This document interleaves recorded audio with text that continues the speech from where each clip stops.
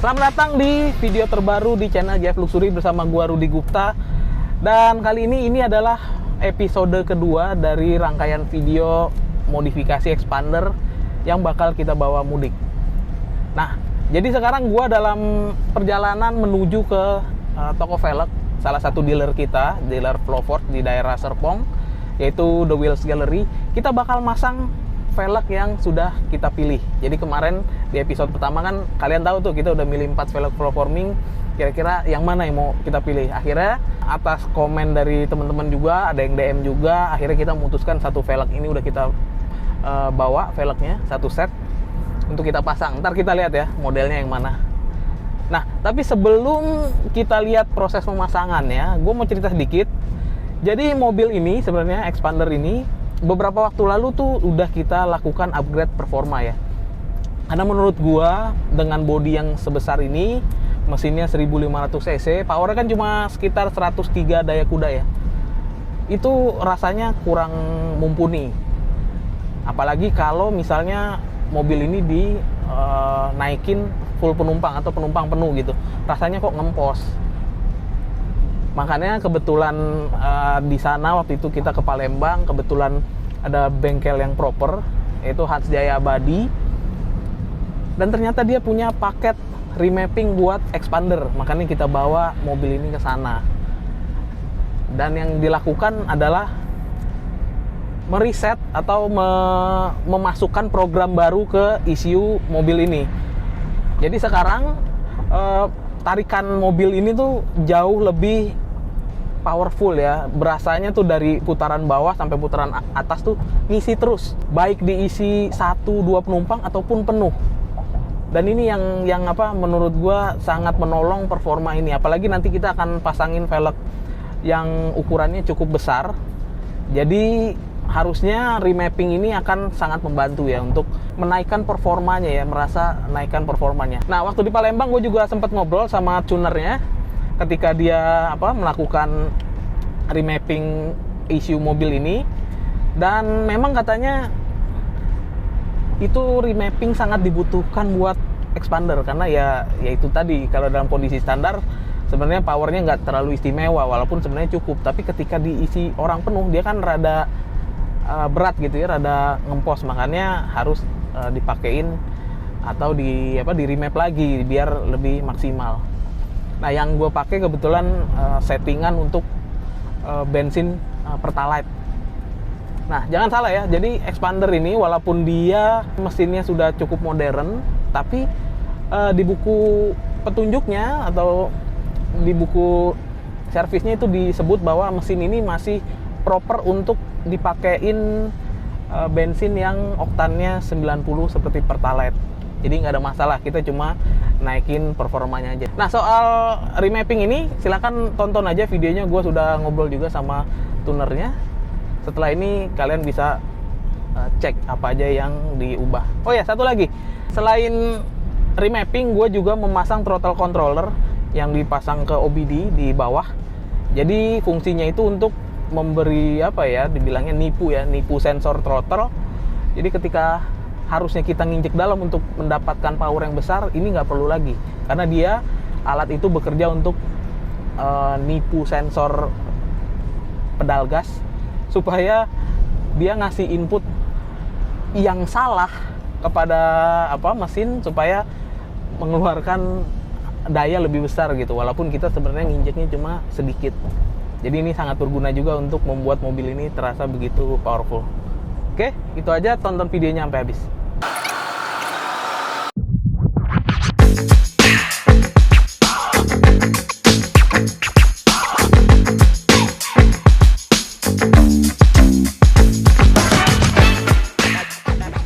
Jadi Om Budi, ini sebenarnya kalau kita remap ya, itu diapain sih? Ya, ECU-nya kita program kita tuning. Ya. Jadi program ECU standar kita setting ya. Ya, setting. Dengan pengaturan yang sudah di reset ya sebelumnya ya. Ya, benar. Oke, prosesnya berapa lama tadi? Ya, kalau untuk mesin kita cuma 5 menit lah masukin. 5 menit ya. Cuman kalau proses untuk tuningnya ya lumayan lama lah. Yang kita riset kemarin kan, lumayan lama tuh waktunya. Oke, jadi ini sekarang udah dapat settingan maksimal ya? Udah maksimal loh ini Om. Udah dengan spek yang standar kan. Udah ada maksimal. Artinya karena ini pakai bahan bakar yang misalnya oktannya agak rendah, Kita settingin yang rendah. yang sesuai ya? Yang sesuai.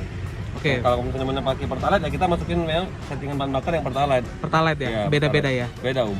Oke, berarti ini outputnya selain powernya nambah oke, Bahan bakar juga lebih irit lah pasti. bahan bakar juga irit? Iya, karena kan kita ngegasnya nggak perlu dalam-dalam Om. Iya benar-benar. Benar. Om tadi udah nyobain kan? Iya benar-benar. Siap. Oke. Oke. Ini lokasi di mana ya Om? Lokasi di Palembang kita Om, di Jalan Dr. Emisa. Jalan Dokter Emisa ya. Ntar bisa lihat aja di IG kita Om, Bengkel HJA. Oke, siap. Ya, oke? Oke. Siap. Terima kasih Om. Terima kasih Om.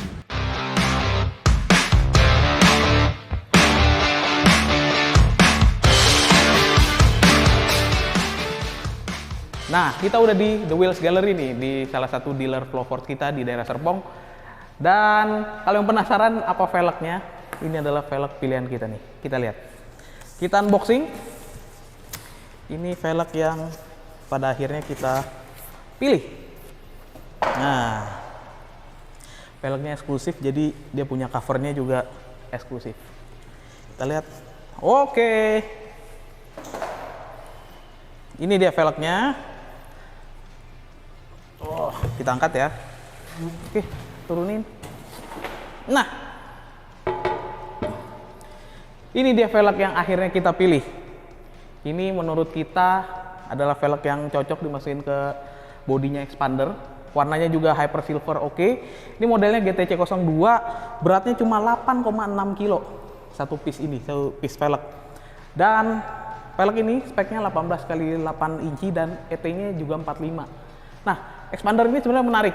Dia itu yang paling oke atau yang paling pas sebenarnya dipasangin velg dengan, kalau ukuran 18 ya, dengan ET-nya itu antara 42 sampai 45. Dan ini sebenarnya gue belum tahu gimana oke-nya kalau dipasang ke expander, ntar kita akan cari tahu. Tapi yang jelas kalau ngeliat spek ini cakep banget sebenarnya. Bannya sendiri gue pakai ban 225 45 ring 18 dan bannya sendiri gue pakai ban Continental. Jadi memang velg flow forming harus disandingin sama ban yang juga keren. Kita lihat aja proses pemasangannya, oke?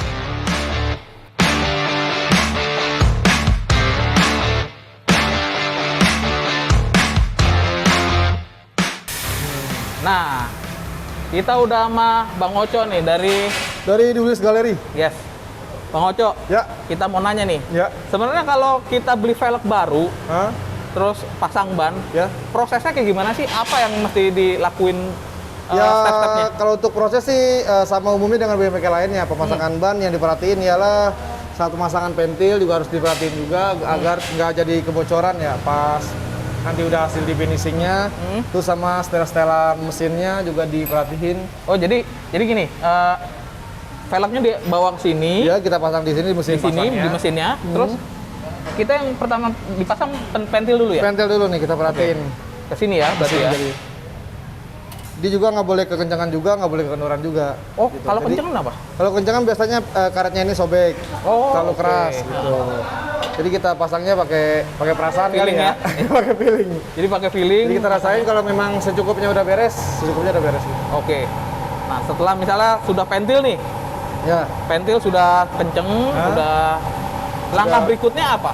Langkah berikutnya ini ada setelan pemasangan ban nih. Nah, di Oh, sini kan oke. berhubung kita pakai mesin yang cukup bagus ya, jadi menggunakan sistem angin semua. Oke. Jadi kita setel ini untuk pemasangan ban. Oke. Cukup kasih jarak sedikit aja dari antara jarak ini dengan ini. Oh, jadi biar bibir velgnya tetap aman Biar dong? aman, nggak bakal kena untuk setelan ininya tuh. Oke. Kita Cukup segini. setting alatnya sesuai dengan lebar velg. Ya, Oke. sesuai dengan kebutuhan peleknya. Oke, habis itu berikutnya? Berikutnya kita bisa langsung pasang bannya. Oke, kita ambil ban. Kita ambil ban. Nah, kita pakai ban Continental. Ban Continental, Hmm. Ukurannya 225 50 ring 18. ring 18. Oke, ini lagi dikencengin. Kencengin dulu nih. Kencengin dulu ya. Sip, aman. Nah, itu udah aman ya? Udah aman semua. Oke, habis itu pasang ban. Pasang ban.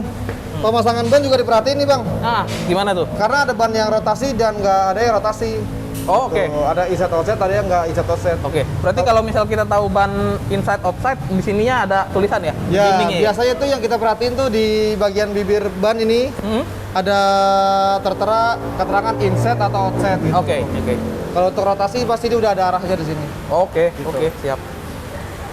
Langsung Oke. aja kita pasang nih bang. Langsung pasang. Jadi mesti dikasih Kasih pelumas dulu nih. pelumas ya biar agak dia licin, licin ya masuk ke sini. biar Ya. nggak terlalu seret di sininya, biar nggak gesek. Oke. Kita lihat. Oke. Berarti yang outside keluar ya? Yang offset kita taruh bagian luar, yang inside bagian dalam. Dalam, oke. Gitu. Oke, kita lihat matangnya. Bet. Nah, satu sisi masuk ya. Satu sisi masuk. Oke. Dan juga ada di ban tuh, setiap ban pasti ada titik kuning nih. Oh iya, nih. Biasanya yang kurang diperhatiin. Biasanya ini adalah titik keseimbangan ban ya? Keseimbangan ban nih. Jadi ini kalau menurut ahli ya, ini titik kuning ini menandakan bahwa di daerah sini adalah ban yang paling bagian ban yang paling terlentur gitu. Oke. Jadi di ban itu ada titik-titik masing-masing, ada titik-titik tertentu. Oke. Jadi yang kuning ini harus rata Harus sama rata ventil. dengan ventil. Oke, biar balansnya. Biar balasnya nanti dia mengisi beratnya yang agak ringan, jadi Oh, agak iya. lebih berat, jadi seimbang. Siap. Lanjut. Lanjut pemasangan Nah, ini pemasangan sisi lainnya. cila ini. Sisi lain. Ini kalau gini aman ya berarti? Begini aman, udah pasti aman. Oke, kita langsung aja.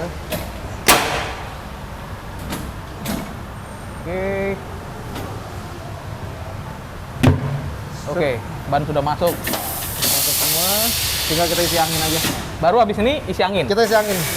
Ukuran angin biasanya berapa? Kita pakai di ukuran 35 rata biasanya. 35 rata. Untuk mobil muatan kosong dan muatan penuh itu masih enak, masih aman. Oke. Ini isi angin dan balancing ya? Balancing nanti kita proses balancing. Oke. Sip.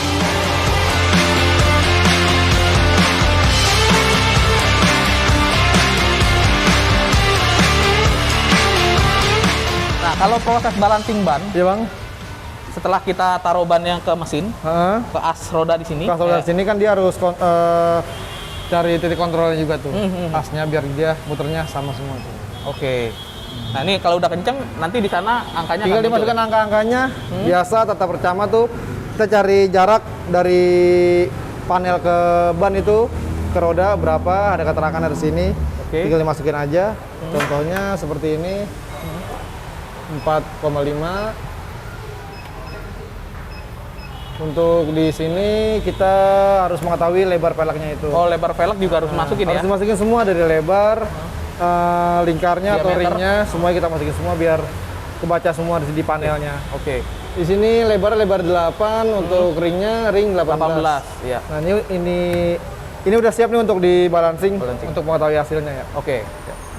Yang kita cari adalah angkanya sampai 0 ya? Angkanya sampai 0 karena kan setiap ban itu memiliki titik getar gitu. Jadi gunanya balancing itu untuk menyimbangkan antara ban bagian kiri dan bagian kanan atau ban bagian luar atau bagian dalam sehingga semuanya tuh setelah dipasang di mobil roda berputar dengan baik. Bagus ya? Oh, ini angkanya kecil dong ya? Angkanya kecil ini. Ya, ini flow forming. Flow forming Kalau terkenal flow dengan forming, ringannya dan bagus. Ringan dan balance ya. Balance, Ini angkanya iya. kecil banget. Angka kecil banget. Kita tinggal dari angka itu, sebelah Hah? kiri dan kanan, Sebelah kita kiri dan kanan ini ada angka kanan itu tepatnya ada di bagian dalam pelek. dalam ya. Bagian dalam dan bagian luarnya ini bagian luar sini. Jadi ini bagian dalamnya sebelah sana, yang ini sini bagian ya. luar gitu. Oke. Untuk cari titik getarnya kita tinggal muter aja. Oke. Lihat di sininya kalau udah penuh full di panelnya. Nah, itu baru Ini baru titik getarnya dia kita ikutin di sini ya. jarak di sini harus lurus ke sana. Oke. Dan ini baru Penempatannya. Kita tambahin penempatan. ininya. Oke. Satu timah ini Kalau timah ini 5 gram. 5 gram. Kalau 6 itu biasa kita kasih 10 gram. Oh, masuknya 10 ke atas ya? Iya. Langsung aja kita tempel. Kita putar lagi. Ya, putar lagi. Kita lihat. Jadi pokoknya poinnya dia harus di mesinnya masih 0. Harus 0. Oke. Hilang. Jadi sisanya sebelah kiri aja. Sebelah kiri aja nih, tinggal sebelah yang agak sini nih. Yang bagian luarnya. Berarti kita harus nambah 4 ya? 4, 5. 5 ya? Maksimal kasih 5, kasih 25 gram. 25, oke. Karena dia masuknya ke atas ya, kalau ada lebih satu ya? Ke atas sih. Oke. Nah, timah ini sebenarnya lemnya kuat banget ya sebenarnya. Ya, dia tuh menggunakan 3M dia. Kalau 3M itu kan dia ada kekuatannya yang berapa kilo untuk nempel di sini. Oh iya, iya. Jadi nggak mungkin lepas.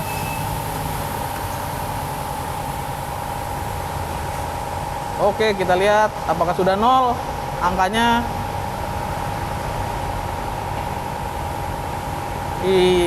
Mantap. Bagus, Balance. dan siap digunakan nih. Langsung Udah pasti nggak bakal getar. tinggal pasang ke mobil ya? Tinggal pasang ke mobil aja. Oke. Sip, ntar kita lihat pasang mobil. Siap.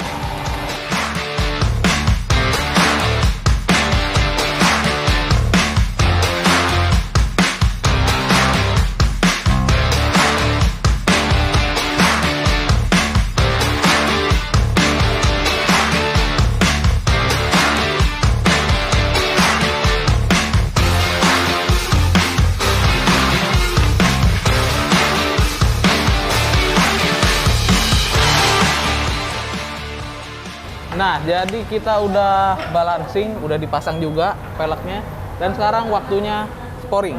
Spuring. Sekarang gue mau nanya nih, Bang Aco. Nah, Jadi fungsi sporing ini sebenarnya apa nih? fungsi spuring itu yang kita kenal aja ya. Mengontrol kembali itu atau meluruskan setir di kendaraan gitu. Meluruskan apa, roda berarti?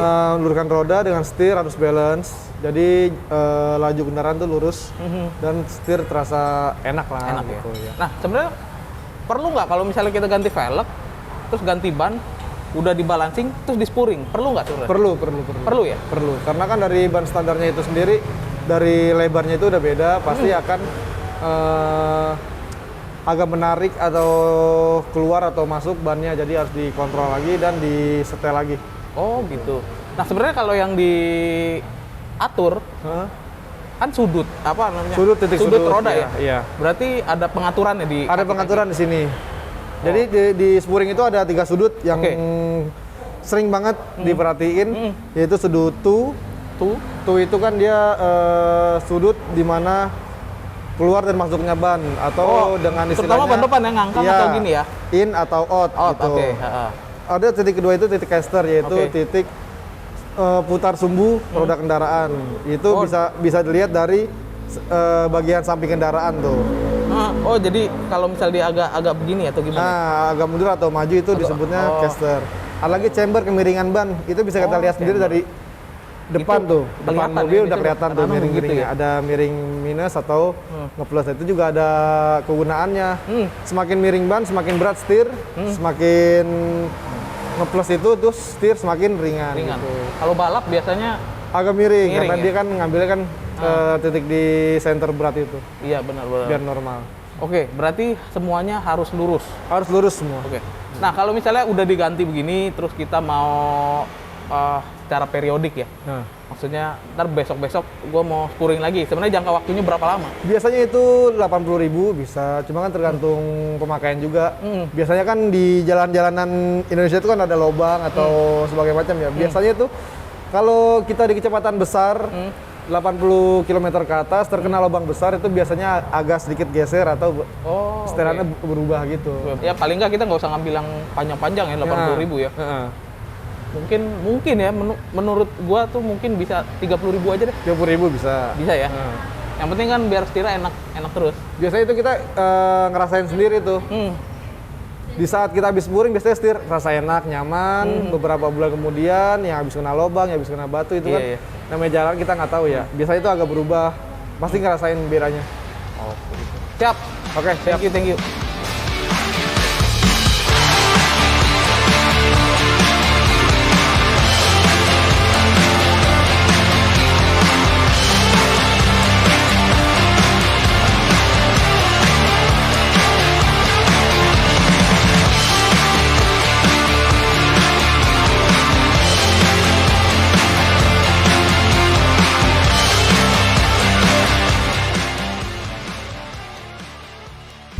Nah, jadi ini sudah beberapa hari dari saat kita mengganti velg expander ini nih. Apa yang gua rasakan? Yang paling pertama adalah bantingannya makin empuk terasanya. Walaupun sekarang diameternya lebih besar, tapi bantingan jadi makin mantep. Mungkin ini pengaruh ban. Jadi bannya kan baru nih, karetnya masih lentur. Apalagi tapak bannya gitu ya, sekarang lebih lebar. Jadi yang menyentuh permukaan tanah dan menahan bantingan mobil itu karetnya jadi lebih banyak, jadi mungkin lebih empuk. Dan juga ketika dibawa nikung stabilitasnya mantep. Nah selain itu mobil ini sudah gua coba dalam simulasi pengendaraan harian. Jadi baik pengendaraan di dalam kota, naik-naik ke bukit di jalur yang terjal, bawa penumpang penuh sampai belakang. Hasilnya apa? Sama sekali nggak ada kendala. Nih gua cerita satu-satu ya. Nih ketika gua membawa penumpang banyak, karena offset velg yang gua pilih pas, jadi nggak ada gejala mentok. Kan Xpander ini terkenal suspensi standarnya tuh lembut ya. Katanya kalau misalnya terlalu banyak dipakai di bawah penumpang, terus dia ngayun, kalau pilihan offset velgnya nggak pas dengan velg 18 inci, dia bakal mentok. Nah ini nggak ada gejala mentok.